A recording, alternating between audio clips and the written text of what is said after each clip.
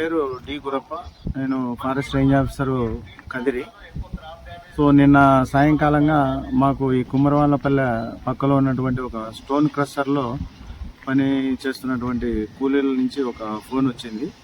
So ఇక్కడ పులికి అడుగులు ఉన్నాయని ఇన్ఫర్మేషన్ రావడంతో మా స్టాఫ్ను పంపడం జరిగింది. సో అక్కడ ఆ ఫుట్ ప్రింట్స్ చూసిన తర్వాత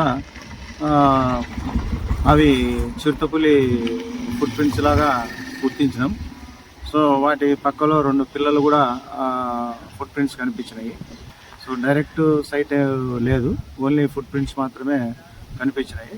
సో అక్కడ మేము జీపీఎస్ లొకేషన్తో ఫోటోలు కూడా తీసుకోవడం జరిగింది.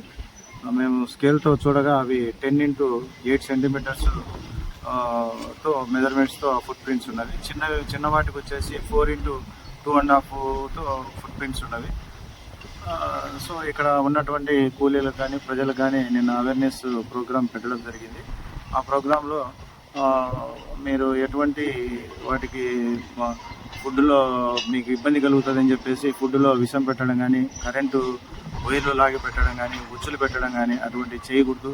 వైల్డ్ లైఫ్ యాక్ట్ కింద అది చాలా పెద్ద నేరమని కూడా తెలియజేయడం జరిగింది. అందరూ అలర్ట్గా ఉండాలని ప్రజలకు చెప్పడం జరిగింది. ఒక చిరుతపులి, దాని పక్కలో 2 వాటి ఫుట్ ప్రింట్స్ ప్రకారం 2 పిల్లల్లాగా గుర్తించినాము.